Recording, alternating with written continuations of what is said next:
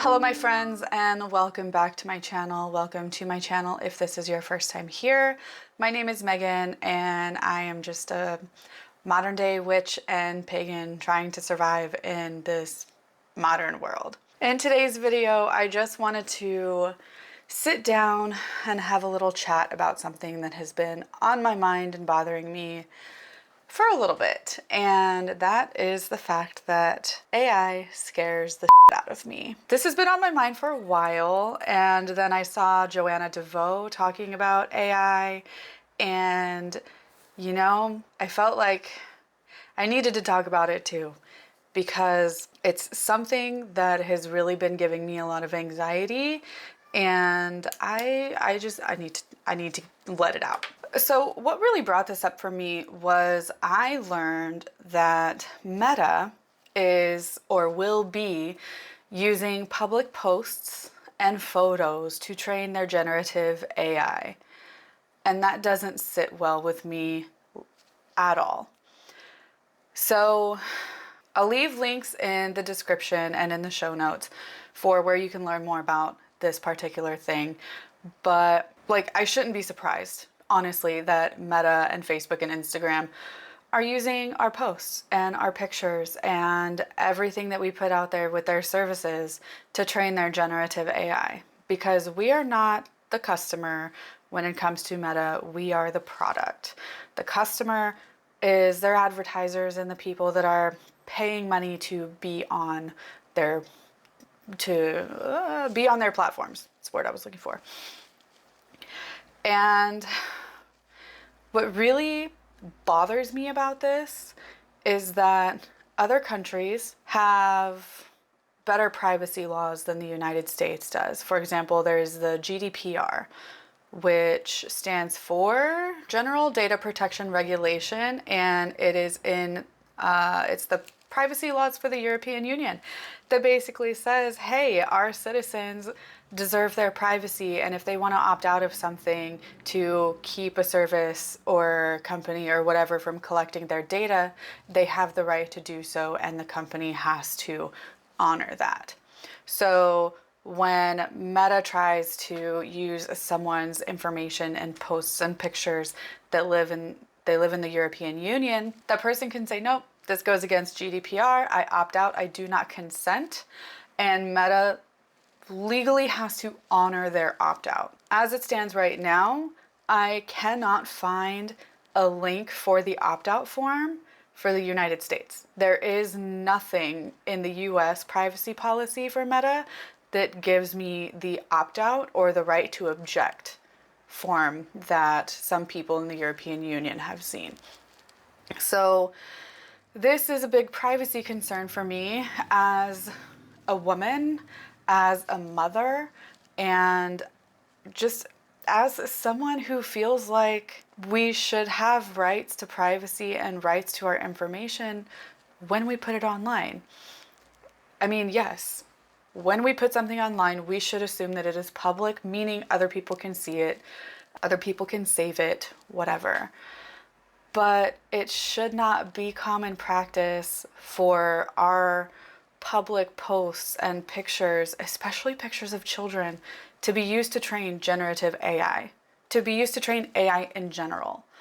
And this is the part that really scares me, because I have pictures of my child online, and well, I don't have pictures of my child online anymore, but my child has been in a handful of my videos, which are now unlisted and private. Nobody can see them. My child has been in pictures on Instagram, which do not exist anymore. This generative AI and this AI training stuff it's being approached in such an unethical way, because these AI companies are just taking everything that's on the internet and saying, hey, look, it's a free-for-all and we're going to take it all. We're going to use it to train our AI models. We're going to have it learn all of this stuff, but we're not going to have it link back to any original source. We're not going to have our AI training be We're not going to have our AI model cite its sources. I've asked. I've used ChatGPT before, and I'll talk about this in a second. I've used ChatGPT before to look something up, to ask it a question about something I was trying to research, and it spat out all of this information at me, right? But it was a regurgitation of what I was already seeing online. And when I said, can you please give me the sources for your information? It told me no, it couldn't. It couldn't give me the sources for its information because it's not keeping the sources. It's like they don't care. And I know that Morgan Daimler, for example, has removed some of their posts from their blog because of AI scraping. Because they're taking everyone's hard work, plugging it into a machine, and that machine is just spitting it back out, and sometimes incorrectly. And that's really unethical. It's exactly what they're doing to artists. I have friends who have had their art stolen against their consent. Well, obviously stolen against their consent. Their art has been used against their consent to train AI image generators. And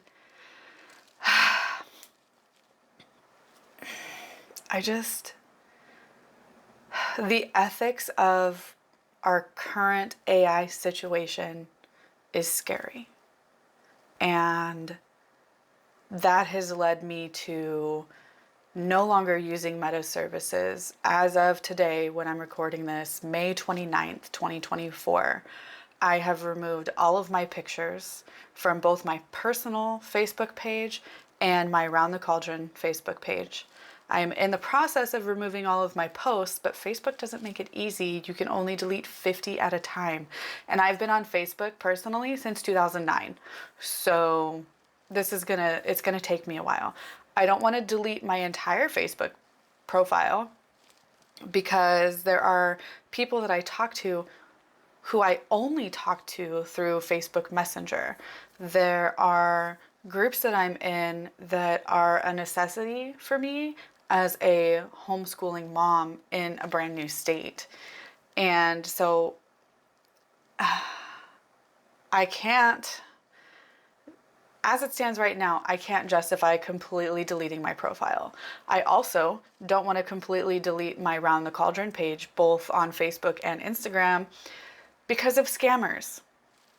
I've already had my accounts cloned before, and if I just completely remove my profiles, it's going to make it so easy for someone to come along, take my username, and pretend to be me. And I don't want that to happen either. So it's sort of like it's all up in the air.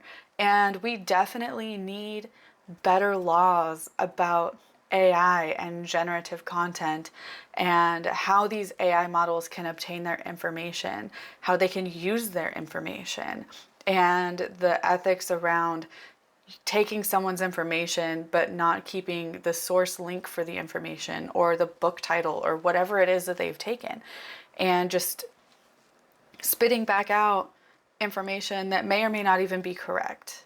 I saw a post, I think it was on TikTok, and I know Joanna DeVoe mentioned this one in her video as well, because I was like, oh, I saw that. It was like generative AI fails, where someone went to Google, because AI is on your search engine now, that you just type in a question and it'll generate a response, and people aren't even reading the blog posts and the articles and the search results that come up. They're just reading the generative AI response. Anyway, someone had typed into Google's search engine that they were feeling depressed, and the generative AI came back and said something like, oh, there's a lot of things that you can do for depression. One user on Reddit suggests jumping off the Golden Gate Bridge. And if I can find the screenshot, I'll put it up here for you. Is it real? I don't know. I didn't try to replicate the results, but this is the kind of thing that can happen because these AI models are just scraping information off the web, off the internet.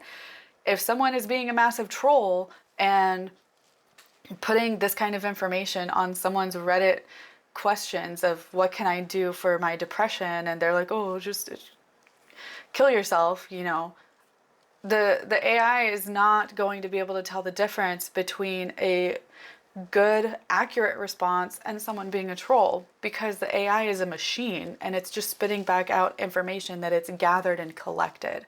It's not analyzing them and critically thinking about the responses that it's giving.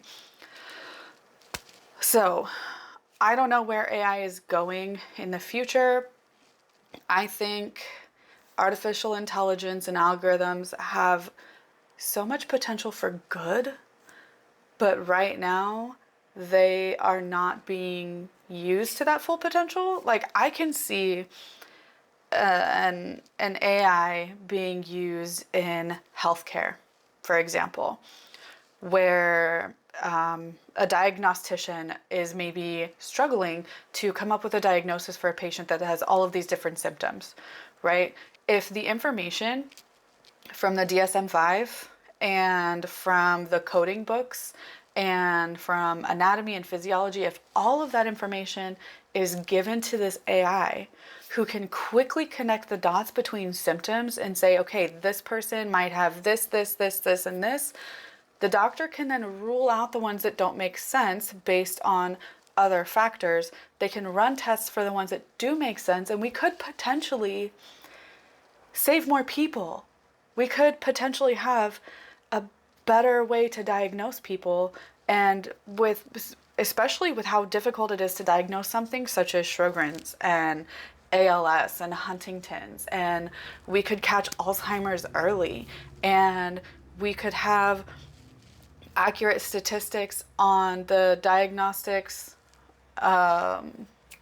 diagnosing women with autism and ADHD, because we're often missed.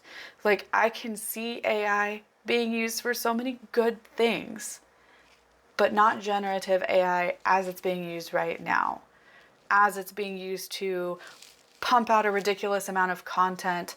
People are monetizing AI and generating images and videos with AI and taking the art out of art, right? And as a witch, as a spiritual person, I have to talk about the spiritual side of AI, right? In the spiritual community, I'm not going to give the name of the business because my thoughts are purely speculation. I don't have any proof. There's a company who sells packaged content that is free use after you purchase, like, the subscription. It's like you're purchasing a license to use the content, basically. That is hundreds and hundreds of blog posts and articles and images. And I've seen some of these, and they don't sound like they were written by a person. They may have been written by AI, which is my speculation, and maybe edited by a person. But this content package is what I'll call it, is like $20 or $30, maybe $20 or $30 a month. And you're literally given hundreds of blog posts and articles to use wherever you want and however you see fit. And this creates an issue in so many different ways.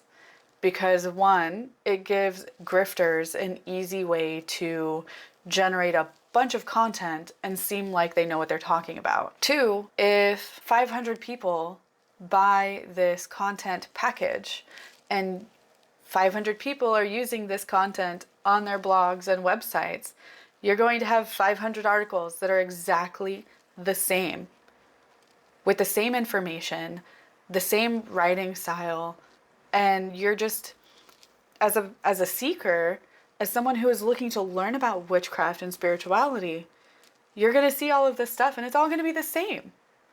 There's no emotion, no opinion behind it, no education, no sources. There's none of that. So it creates this echo chamber, this vacuum where spirituality happens inside, and it's all the same. And this AI generated content might even be incorrect, might even lead people to put their crystals in water and drink it. It could lead to people burning herbs and flowers and stuff that they really shouldn't. There's so much wrong with that. As a creative person, I can't imagine hopping onto the computer, typing in a prompt, or like, write me a blog post about blah blah blah, letting the computer do all of the work, copying it and putting it up on my website as my own writing. I can't imagine that. There's no soul behind that. There's no education. There's no experience. And I think that's really damaging to not only our community. I can imagine that it's happening in so many other communities out there, so many other niche topic for content or whatever.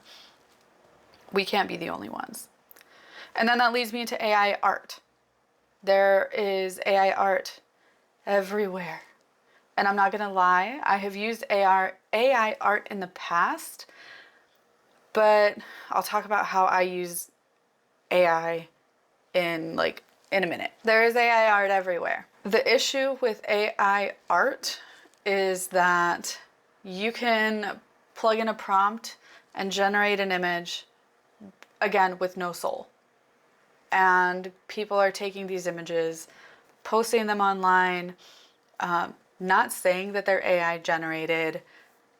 And it's getting hard to tell AI from reality, which is terrifying. And I'll leave links in the description and in the show notes to some artists who have spoken out against AI and their art being used to train these generative models. It's unethical. AI also makes it really easy for grifters, like I said with the content packages, to come into our spaces, generate a bunch of content, and sell their services or sell their courses. There are videos on YouTube where people walk you through how to create a course with AI. Let AI create the course for you. You know, if I wanted to create a course on how to, learn how to code a website from scratch, I could go into ChatGPT, have ChatGPT create the course, put that course on my website and charge people money for it. And I didn't do a damn thing besides tell ChatGPT what I wanted. Seriously? That just blows my mind. Because if I'm gonna take a course from someone, I expect that that person has experience in what they're doing. I expect that the person I'm taking the course from put their soul behind it, put their experience onto paper, so to speak, to help other people learn how to do what they know how to do. But it's not like that anymore. It's not. And I just, I don't know how we got here. How did we get to a point where AI is being used to teach people? And AI is teaching people off of information that they've scraped off the internet from legitimate educators. What makes that okay? There's nothing that makes that okay. I want to give you an example that I talked about a second ago, where I used ChatGPT to ask it a question for something that I was researching. I came across a post on Facebook from a mythology Facebook page about, I think it was Scottish mythology. And, right up my alley. It's a Celtic country. I like Celtic mythology.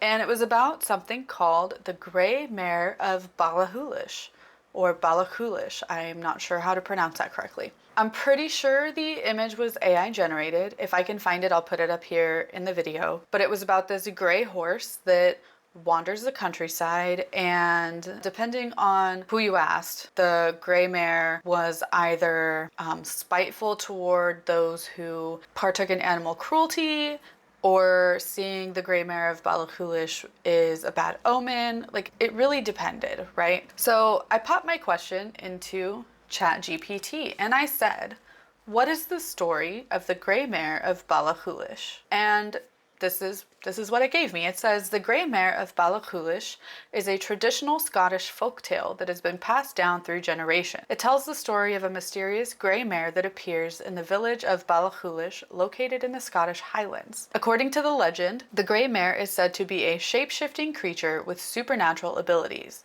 It is believed that she can transform herself into different forms, including that of a beautiful woman or a horse, depending on her whim. The tale typically revolves around a protagonist who encounters the grey mare and becomes entangled in her magical powers. Sometimes the protagonist is a brave hero who seeks to outwit or tame the mare, while other times they may fall victim to her enchantments. The story often explores themes of bravery, trickery, and the unpredictable forces of the supernatural. It serves as a reminder of the mysteries that lurk in the remote corners of the Scottish countryside and the importance of respecting the natural world. While the specifics of the story can vary depending on the retelling, the Grey Mare of Ballachulish remains a beloved part of Scottish folklore, captivating audiences with its blend of magic and mystery. And okay, whatever. I said, what are your sources for this information? Because personally, I traced the story of the Grey Mare of Ballachulish back to one particular blog post that had a little bit of information, and then at the end it said something to the effect of this was a drafted post and the author will come back and edit and add more to it, and that never happened. I could not find any sources for this being a folktale literally anywhere. And I do understand that a lot of the Celtic folklore and traditions are spread word of mouth. It is an oral tradition. However, in today's world, I would personally think that at least something about it might be online, but I couldn't find it anywhere. Anyway, when I asked ChatGPT, what are your sources for this information? It says this: as an AI language model, I don't have direct access to external sources or databases, but I've been trained on a diverse range of texts, including literature, folklore, and cultural information. My response about the Grey Mare of Ballachulish is based on my understanding of Scottish folklore and common themes found in traditional tales. The story has been passed down orally through generations and has likely been documented in various collections of folklore and mythology. If you're looking for specific sources on this tale, I'd recommend consulting books on Scottish folklore or searching for scholarly articles on the topic. Both of those things I did. I couldn't find this anywhere. So when it comes to AI and generating information and scraping information off of the internet, AI is not keeping track of its sources and is just spitting things out as fact. When, it says that the response is based on the AI's understanding of Scottish folklore and common themes found in the tale. So this story could be a complete fabrication based on someone else's fabrication or someone else's understanding of a different traditional folktale. So if I were to hop in here and look for information that I can't find elsewhere, ChatGPT can give me an answer, but that doesn't mean the answer is going to be correct or accurate in any way whatsoever. So that's fun. So while AI can be, what's the word I'm looking for? It's contentious. While it could be inaccurate and definitely used in unethical ways, there are things that we do to sort of fight this generation of AI content. One of the first things that would be helpful for you to do if you have an issue with generative AI and the plethora of AI generated content out there is learning how to spot it. So written AI content in terms of blog posts and articles generally have a lot of things in common. They use a lot of similar words and phrases. One thing that I have found is like the phrase, in this fast-paced world, in the fast-paced modern age, different things like that. That is one of my tells that something might be AI generated. And there are blog posts and articles and videos that talk about how to tell AI writing from actual human writing. So I'm not going to go into that too much, but I will leave sources and helpful stuff in the description and in the show notes for you if that's something that you are interested in.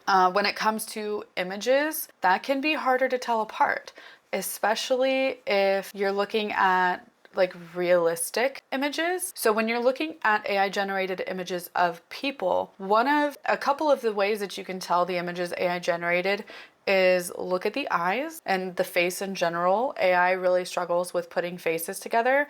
And this is because AI is not creating new images. AI, in terms of generating images, is basically like putting a puzzle together of pictures and art and images that have been used in its training. And it's putting all of them together and creating one sort of composite image. This is the way that I understand it. And so AI really struggles with faces, eyes in particular, and hands. I can't tell you how many times I have played around with an AI image generator and gotten a hand with like 7 fingers, or a hand with fingers pointing in a million different directions, or images where the person in the image has like 4 arms. Learning how to tell AI apart from reality or legitimate art is really important if you're trying to combat AI in your life. Because the way that I do it is I steer clear of it whenever I can. If I think that someone's writing is AI generated,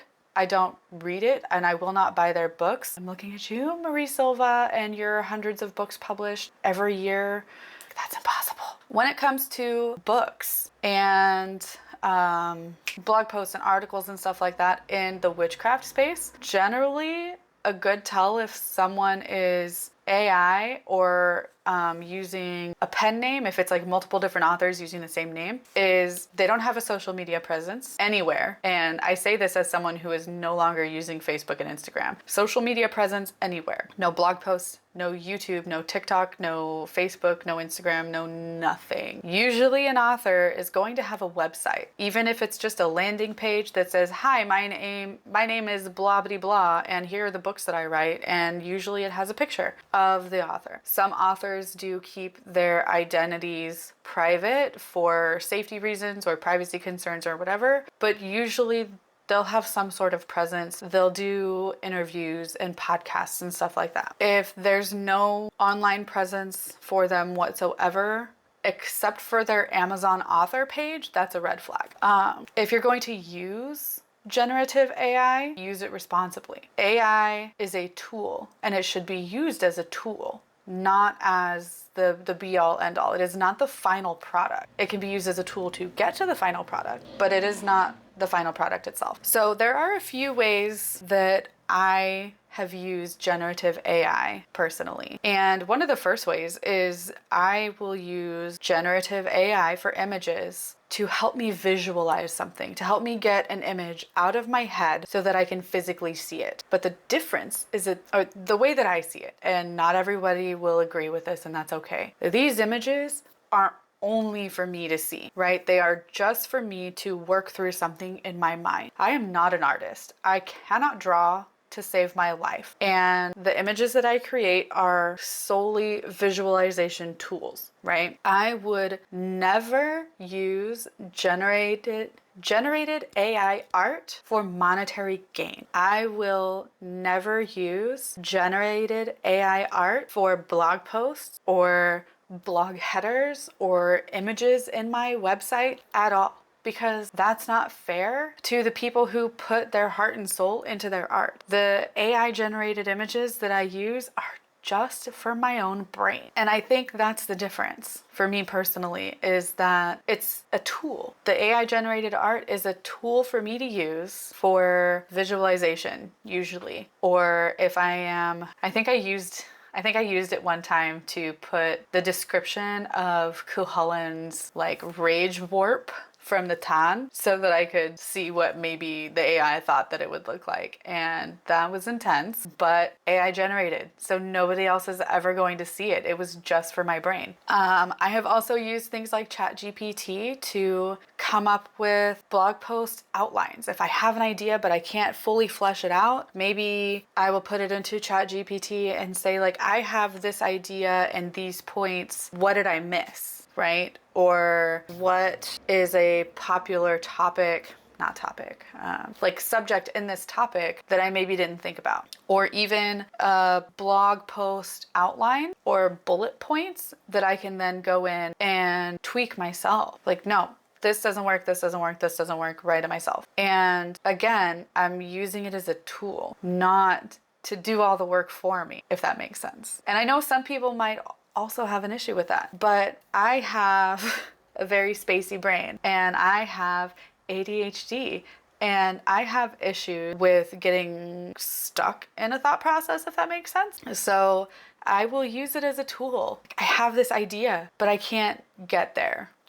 That doesn't happen very often, to be honest. And sometimes I'll come in here and use ChatGPT to give me ideas for what I can have for lunch. And then I will go look up recipes for those particular ideas. So it can also be used like a search engine, if that makes sense, but like the step before you actually go search for things. Anyway, the two main points about good uses of AI is that you're not using it as is, right? You're not using it as the final product, but also you're not monetizing it. And also you're not using I'm like talking myself in circles here, because AI is scary in terms of like my images and my posts, and but then I'm over here like, but I will use it sometimes for this and this and this, but I'm not using it as like the final product. And it's just like, it makes my brain hurt.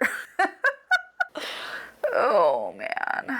I don't know. I'm talking myself in circles, and like I can see the use for generative AI in specific circumstances. I can see it being used to help create outlines for blog posts. There was some discourse on Twitter a couple of years ago about AI generated book, because like Callisto Media and Rockridge Press have used AI to generate book outlines based on subjects that were trending, right? Subjects like shadow work was trending, green witchcraft was trending. But what people weren't understanding is like, yeah, the publishers were using AI and algorithm, but real people were writing those books. Real people were putting the work in. There's not really a difference between if the person created the outline or the model created the outline, because the person is still writing the book. They just got help with their ideas. I don't feel like that's any different than like me sitting down with my friend saying, I have this idea,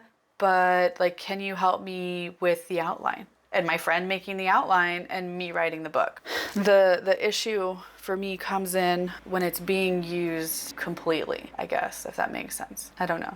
And I want to make sure that I'm not coming off contradictory, if that makes sense. Because again, I understand that AI is a tool. And AI can be used as a tool, and it can be helpful. But the problem comes when AI is being used as the final product, and people's art and writing and stories are being scraped by AI to create these AI generated final products. I feel like there's a very big difference between like me using ChatGPT to create a list of blog post ideas based on what is popular with search engine optimization, and then me turning around and writing those posts, versus me plugging all of those into ChatGPT and saying, write this for me. That is when the ethics of AI come into question. So what's next? I don't know. I've been recording for 40 minutes at this point, and I don't know if I have anything left to say. I'm not sure. I just know that I don't want my images and my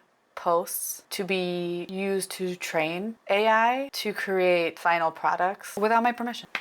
So I'm not using Meta services anymore. No Facebook, no Instagram. I never used WhatsApp. I don't know what else Meta has their fingers in. I may or may not reopen my Discord server, just because I know there are people who still want to like keep in touch with me, but they don't use anything else. That is still up in the air. If I reopen it, the link will be in the description and in the show notes. If not, then it won't be there, and you'll know that I haven't decided to do that yet. So if your only places for following me on social media were like YouTube and Facebook and Instagram, follow my blog. Subscribe to my newsletter, subscribe to my channel, where I will do more videos of talking myself in circles, because I'm still on the fence about certain things, and sometimes I just go around in my brain and I just need to get it all out there.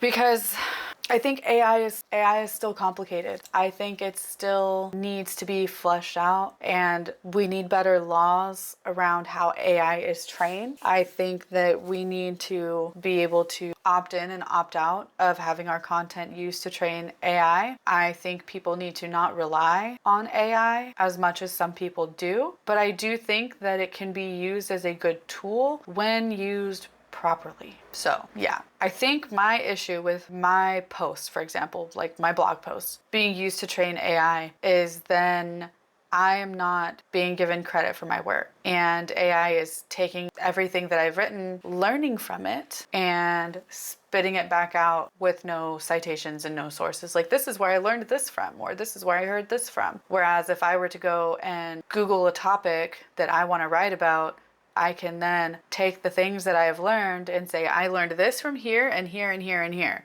And I think that's one of the big differences. If AI training actually involved source citation and keeping track of where the training is coming from, then I don't think I would have as much of an issue with that. But I have an issue with things being taken, one, without my permission, and two, without sources. And then when it comes to the pictures, I don't think that we should be training AI to generate pictures of people, just in general. I think it's dangerous and I think it's unethical, because there are so many things that you can do with AI generating human people, and people are weird and people are horrible. And as a parent, it scares me that somebody could take my image or an image of my child and do whatever they wanted with it. So that scares me too. Yeah, I don't know if I have anything else to say about this, but I really just needed to spit all of this out and talk about it, and just say that I'm trying to embrace the positive. I'm trying to be a more positive influence for myself, for my child, for everybody out in the world. I don't want to be all doom and gloom, but this is scary. And I will echo what Joanna DeVoe said in her videos, where we need to keep in touch with the people we care about and keep the human contact. So until next time, I will see you in my next video. Bye for now.